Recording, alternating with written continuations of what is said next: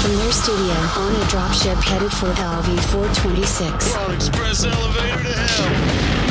Come on, go ahead. You got what you want. Give these people air. They'll never take our freedom. Talk radio. I see dead people. Yippee-ki-yay, motherfucker. It's an alien planet! Is there air? You don't know! Why is it your period? Didn't I warn you? You are a sad, strange little man. Welcome to Filmgoat. Welcome to Filmgoat. Welcome to Filmgoat. Welcome to Filmgoat. Put the coat on her.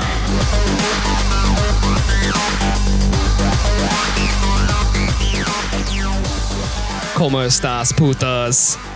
This is Filmgoat. I'm Michael. I'm Jason. I'm David. Indeed. So, once again, we shall be talking about the Oscars. And this year, we've made it to the 69th installment of the Academy Awards. And the English Patient won this year. What else is nominated, David? Fargo, Jerry Maguire, Secrets and Lies, and Shine.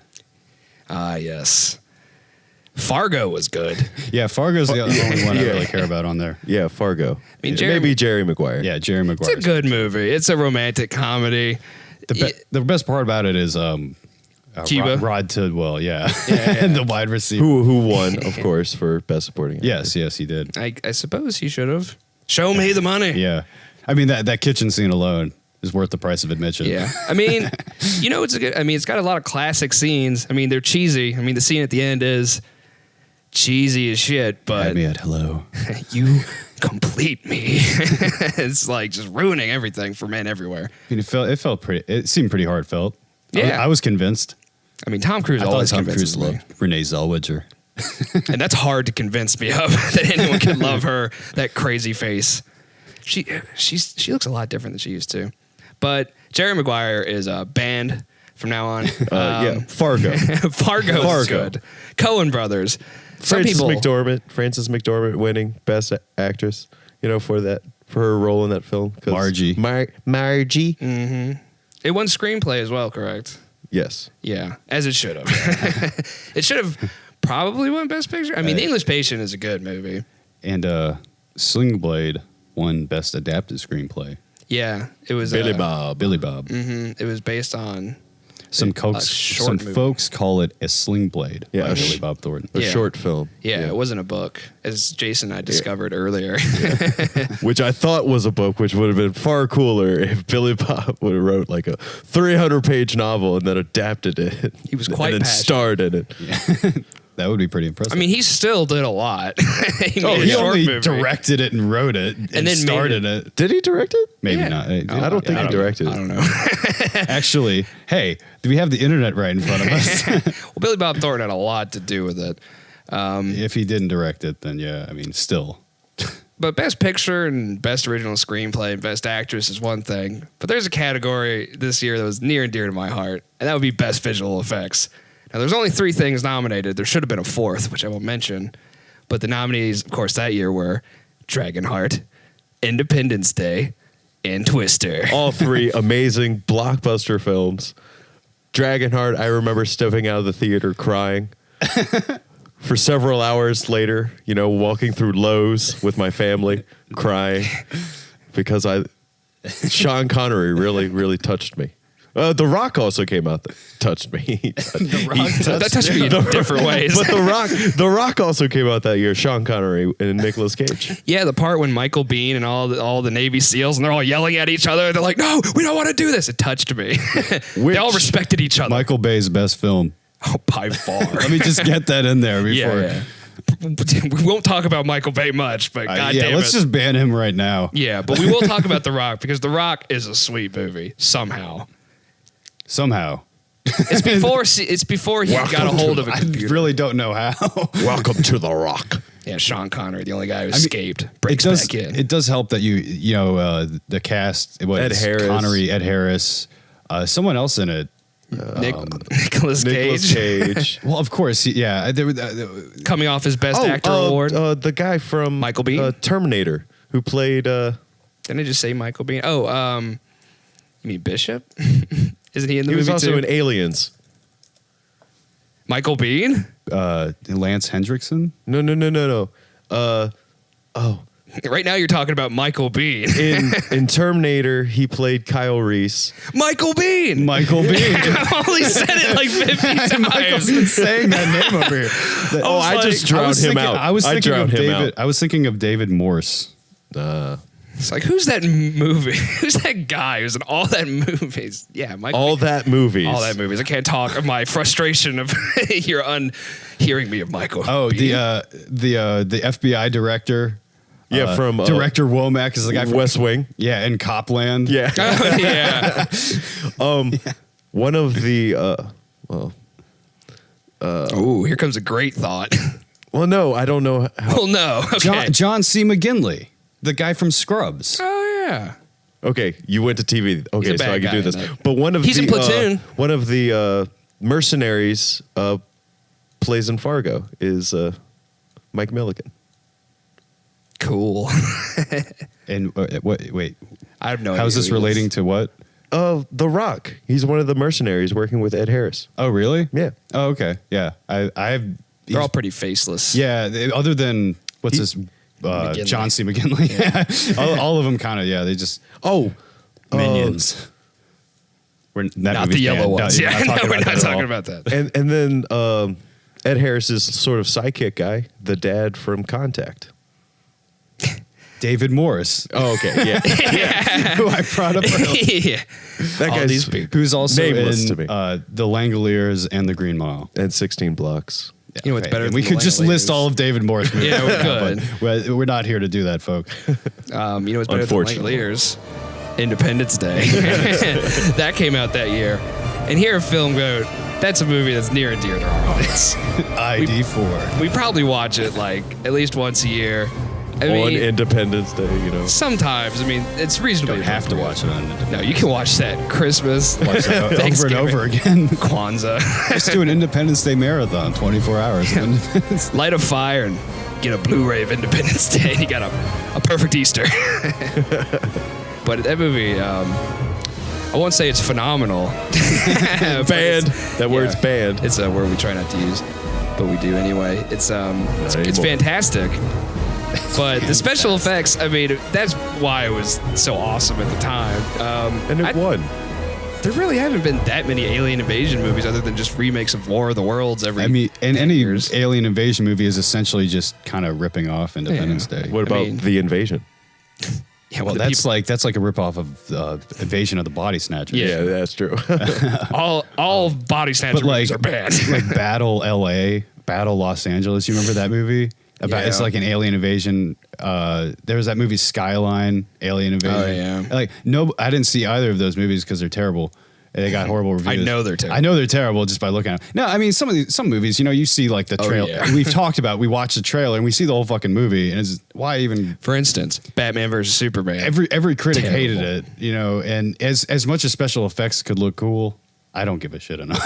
Like I'm not spending my hard earned to go to the theater and see an alien invasion movie that I've already seen done better I mean, as an Independence Day. they're making an Independence Day 2. It's called like Independence Day Resurgence or something like that. Which Lord knows what that's And about. it's not going to be better.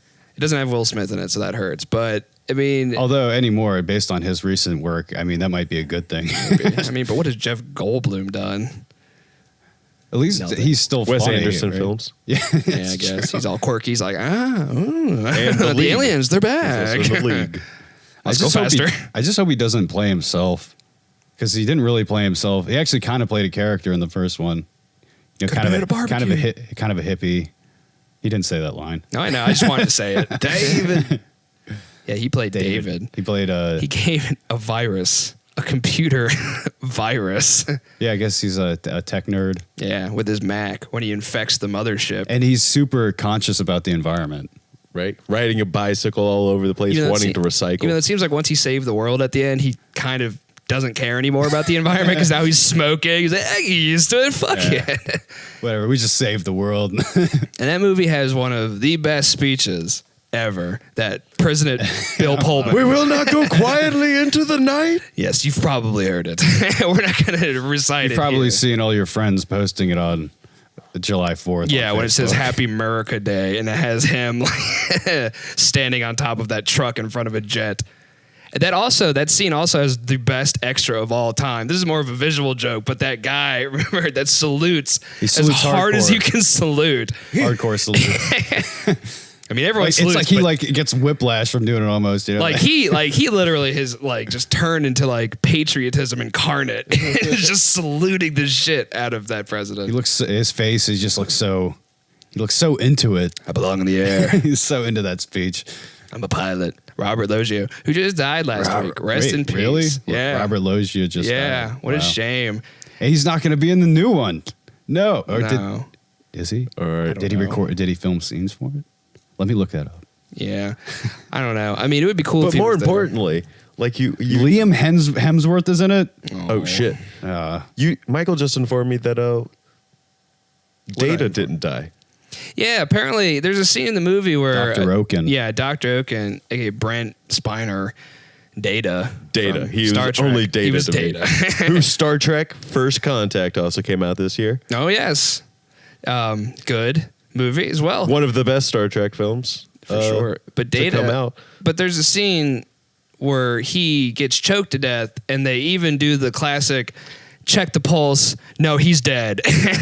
He's lifeless. He's staring blankly into the sky. And they do the pulse, and they even kind of give the look like, no, like he's dead. He's not gonna make But it. apparently he wasn't.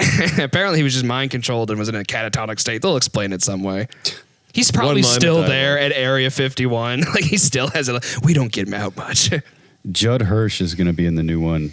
Why? Julius Levinson, the old Jewish man, David's dad. Good. Yes. Best part of that. Vultures. I feel like a schlemiel. You punched the president? You punched the president. Yeah, So that's good. right. So good. John Lennon. Good guy. Shot in the back. Very, Very sad. You knew then. Clearly we enjoy We clearly have like memorized almost every line of dialogue from this fucking movie. another movie that we don't like as much, but we also know a lot of the dialogue too, is Twister, which also came out that year. Food. Clearly a recognizable line. Of course, my favorite one is when they're talking about the F5 tornado, which at the time was the biggest. Dink. What they call it, the finger of God. Well, yeah, and what's great about that scene is, they're talking about all the Fukushima scale, right? Yeah. Is that what? No, it's not Fukushima. Something. It's something F scale. Fukushima. The Fukushima was the audio. It's a nuclear reactor. That It exploded. it's some F scale. Anyway, On a scale of 1 to nuclear reactor. anyway, they're going. Jason, look that up. I'm currently doing. Okay, I have my best people on that. So they're going through the like, F2s. They talk about the F. Oh, that'd be cool if we saw an F4. And then somebody said the woman Bill his wife. Paxton's soon to be wife. Soon to be wife. Oh, that's why they had to Fiancé. get divorced. To Helen. Yeah, him and Helen Hunt have to get divorced. So They fall back in she love. asks, "Is there an F5?" Everyone just all of a sudden goes quiet. Yeah, everyone goes quiet, and somebody drops their fork. Like, Yeah. like nobody thought that question was coming. Like, we're only going through, F1, F2, F3, F4. Is there any higher numbers? It's like the logical next step there. It's like Figure nobody God. expected it. The F standing for Fujita. Fujita. Okay, So that was close. Close. enough. okay. It was yeah. I was on the right track, but The fajita scale. the fajita scale. Yeah. That's a scale I love. So coming up on the break. Point is, Independence Day should have won Best Picture this year. But so Michael, what were those movies? Do you have them listed? What is it?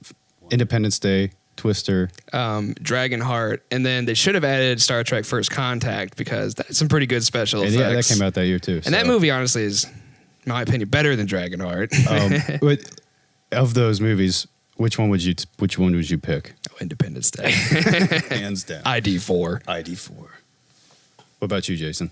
Are we talking about visual effects? We're just 30. Out of those talking about movies. what Then movie I'm you going like. for Star Trek because the time travel where it actually kind of works for the first time in a Star Trek film. And the Borg. The are awesome. Borg are just an awesome villain, yeah. And Patrick Stewart, oh God, kills it as Jean-Luc. Yeah, it was the first one where it was just the Next Generation Picard. crew, and they killed it. Yeah. What about you, David?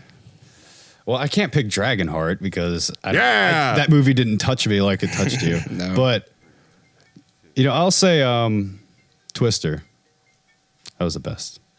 It's to damn me. entertaining. To me. But yeah. I love them all for different reasons, except for Dragonheart. Fuck that movie. But yeah, we'll be back.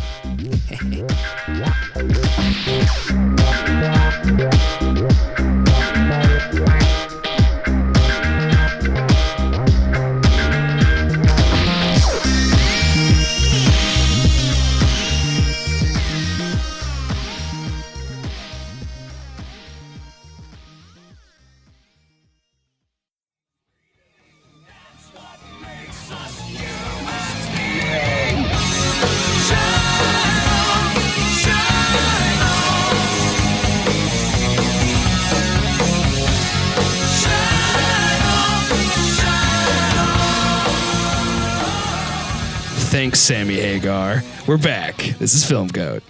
So, last segment, we kind of got away from the best pictures and started talking about a few visual effects extravaganzas. A lot of them were sci-fi oriented, so we've compiled some lists. Well, David has compiled some lists. Me. Yes. I did this. So, explain your lists to us, Listmaster. They didn't help at all. Anyway, yeah, so with these lists, I started out with the idea. I was like, let me do like a for fun, let's do like a top 10 science fiction, like all time list, right? I started getting into it and I realized there are way too many fucking science fiction movies out there to make a 10, a list of 10.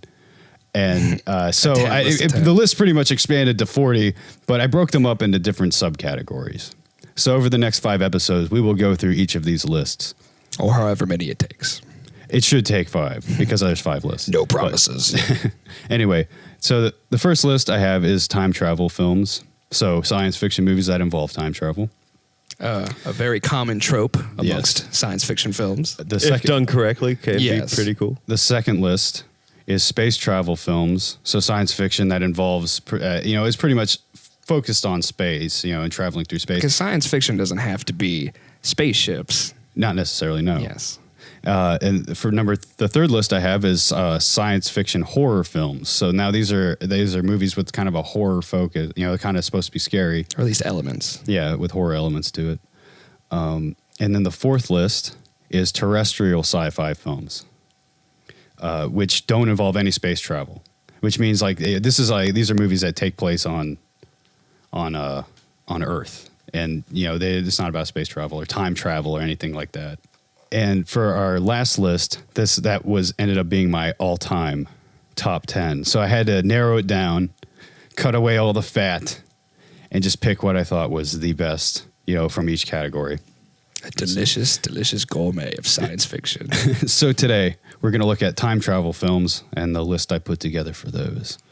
So number 10 on the list is Predestination. Great. Which was...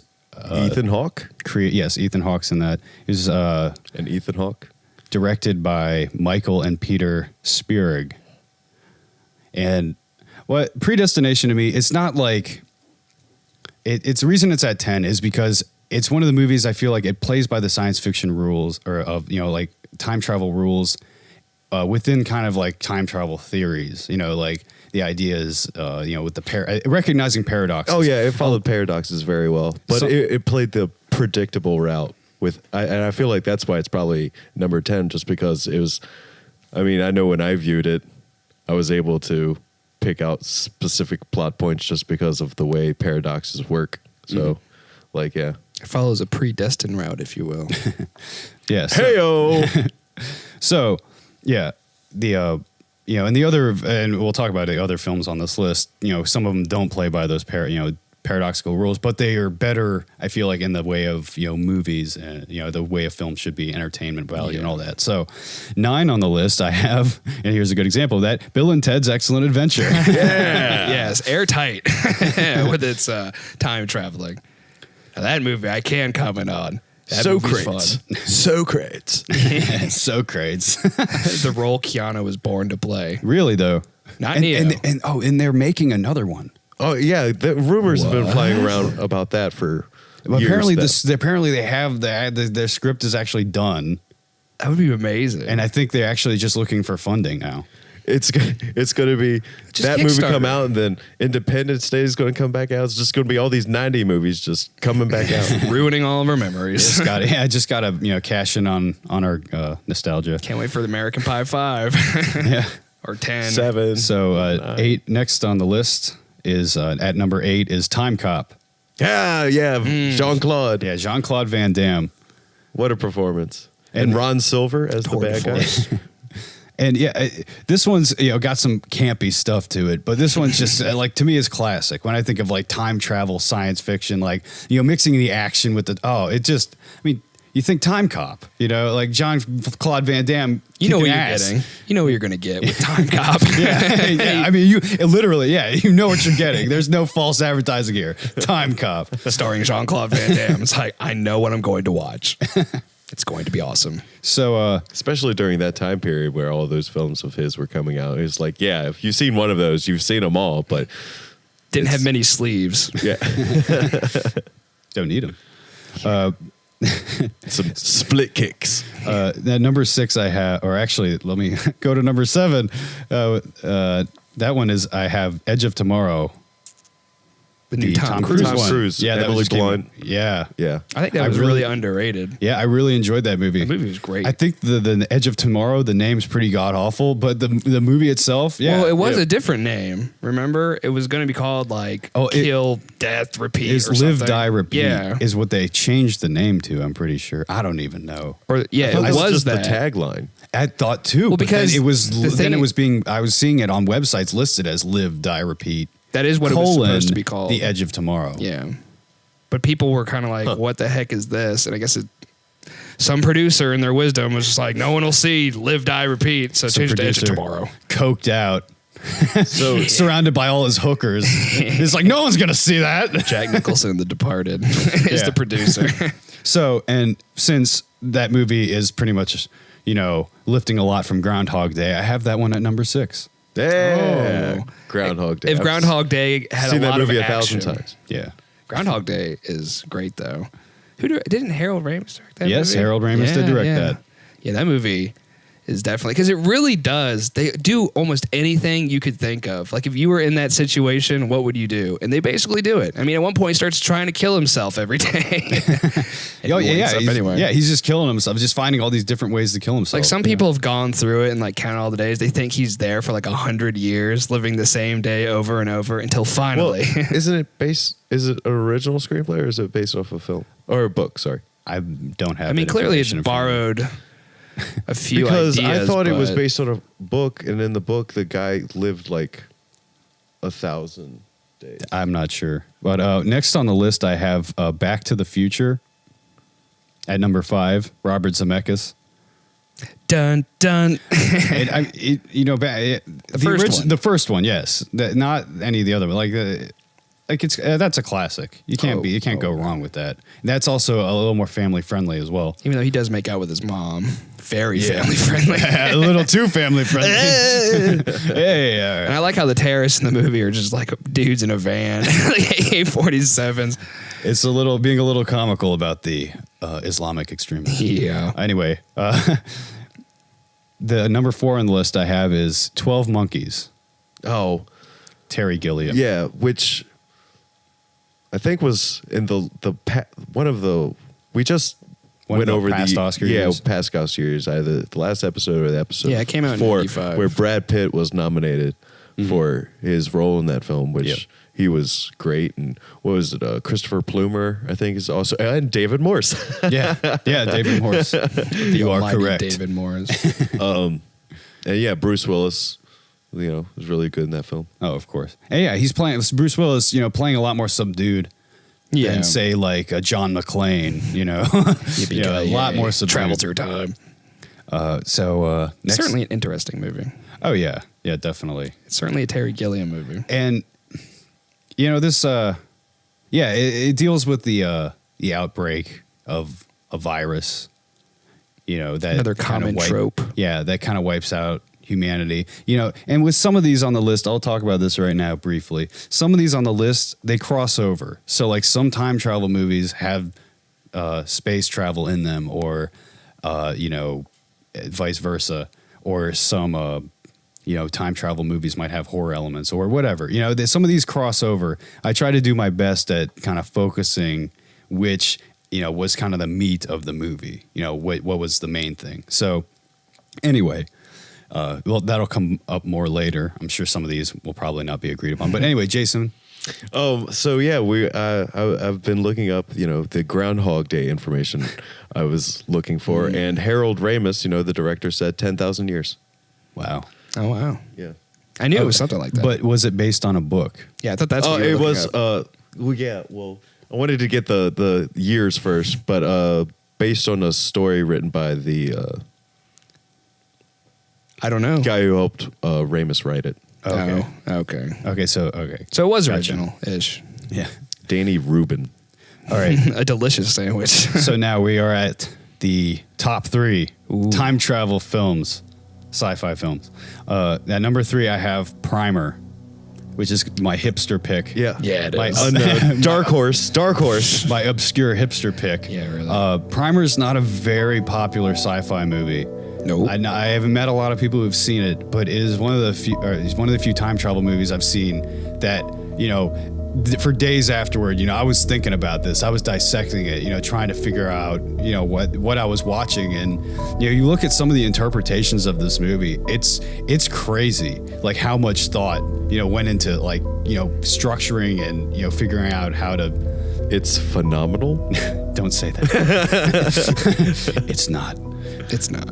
It's not phenomenal. It is really, really well done, though. And clearly, the people who made it, Shane Carruth, he clearly had a vision for what he wanted to do with this. So, Primer, I think if you haven't seen it and if you have patience for kind of like indie sci-fi stuff, you won't be disappointed. And it's a movie you really got to pay attention to. Yeah, exactly. There's a lot of It's not going nuance. to. Yeah, there's not going to be a lot of explaining what's going on. There's a lot you have to kind of just watch and pick up on. So Which is what we like. yes, which is what we like here at Filmgoat. So now moving on to number 2, Dose. I have Star Trek: First Contact. Yeah. Number 2. Wow, I didn't know it was going to be that high, but goddamn, you're right. Oh hell yeah, it's that high. I love that movie. The Borg going back in time to fuck everything up. And Jean-Luc Picard going back after him To unfuck it up. to save James Cromwell. Best Star Trek space battle That'll in do. that movie for sure. Yeah, definitely. The beginning. That'll do. One of the Jean. more complete space battles I think Star Trek's ever had Yeah. on screen. Maybe today is a good day to die. Yeah, Worf almost kills himself at the beginning of the movie. It's badass. Yeah. Another thing that I like about it too is first contact. The idea of the first time we meet an intelligent Yeah. species that's not our own. And it was the that would Vulcan. be a pretty significant event in our history, and that's what this movie's talking about. Is and to me, that's not an if that'll ever happen. That's really a when for humanity. That'll eventually, if we get technologically advanced enough, we'll eventually run into somebody else. I'm sure. Eventually. There's, And of there's- course, there's the one theory that, there's so many possibilities. It would make sense that we'd be the only ones or something like that. I don't know. Anyway, It is like literally Number one. impossible. yeah, let's get a drum roll. No, for number 1, okay. This is just me being a fanboy, but I have Terminator 2. Well, No fate but what you make. Yep. Metal Terminator. I see Terminator, the first one, I enjoy. It's a great concept, but the fucking music really takes me Yeah, out that of it. 80s That 80s synth, the Brad Fidel. Yeah, letting the arpeggiator go crazy on that Yeah. one. Man. They slowly, slowly they speed up like the car chase scene. So it's clearly like they just sped it up. There's not really going fast. yeah, It the just looks film, yeah, weird. they just chopped out frames to make it look fast. Still good though. Oh yeah, still good. Still but awesome. I feel like Terminator 2 yeah. really, just took that concept home, and with your prior knowledge of Terminator, it just plays off of it so well. And everything as is we sequel. talked about in the trailer ethic episode, they give away the whole twist about Arnold being good, but yeah. Which would have made it better, but I don't remember a time when we didn't know that, and the movie's still amazing. Yeah, exactly. As the best, the movie should not rely on a twist, Mr. Shyamalan. but this is not about twists. This is about time travel. Yep. Which With the twist. It's one of the the big ones. Yeah. So that's why it's number 1 for us. Yep. So yeah, I that's agree with number one. that is my that is my time travel sci-fi top 10 list. And next week we'll be looking at the space travel films. Is there any ones that almost made the list? I can think of a few time travel movies. I don't have any. Even in the Star Trek movie universe, the fourth one is the one where they really save to get the the whales. whales. they Yeah, had to okay. save the damn whales. Okay, yeah, I have no honorable mentions for time travel. Looper was good. Looper was a time travel. Looper was okay. I liked Looper. As soon as I started to think about it, I got frustrated, and that's why that's not. But on in the list. moment, it works and kind of follows the strange rules it sets up. But yeah, I enjoy Looper. the movies I listed More than here are 12 kind of months. ones that I don't get frustrated thinking about later. Yeah. So that's where the reason why they made the list. But anyway, Even to find 10 is pretty. of those, before we go, we're coming up at the end of the show. But before we go out, of those, do you think what would be your number one if you had to change my list? I wouldn't change the number one because Terminator 2 is just amazing. Yeah, so I wouldn't change it. I'd probably give it to Star Trek. Oh, you like okay? Yeah. Okay. Okay. So the top two are pretty good. Your hipster number 3 pick, I did not necessarily agree with. I did. I actually felt like that should have been number 2 with Star Trek being number. Well, when we do the Jason's all-time sci-fi list episode, Time travel. we'll get to hear all about that. Why but, he ranks Primer at number 2. so Possibly even number 1. Yeah. before we go out here, I just want to mention again. We got to plug this. We're gonna plug this like every Plug time. and then we're just gonna start mentioning it. Tell you to go listen to it once we start doing it. But we have a show coming out on Noise Fox called Bro Dogs. And Yes. it's going to be us three. Probably the same format, but we might mix it up. There'll be some bits. There'll be some talking. Be some comedy, More some topics. drama. There'll be less movies, but there will still be movies. feel things you never felt before. Yeah. Just like yeah. Dragonheart. You'll feel the way Dragonheart made me feel. So And it's yeah, going to guys. be on the Noise Fox Noise Fox. platform. Yes. So we'll have several platform podcasts, and we shall be one of them. Yep. So check that out, guys. Yeah, guys. Well, Yep. that's it. Bye bye. Feliz Navidad. Have a good one.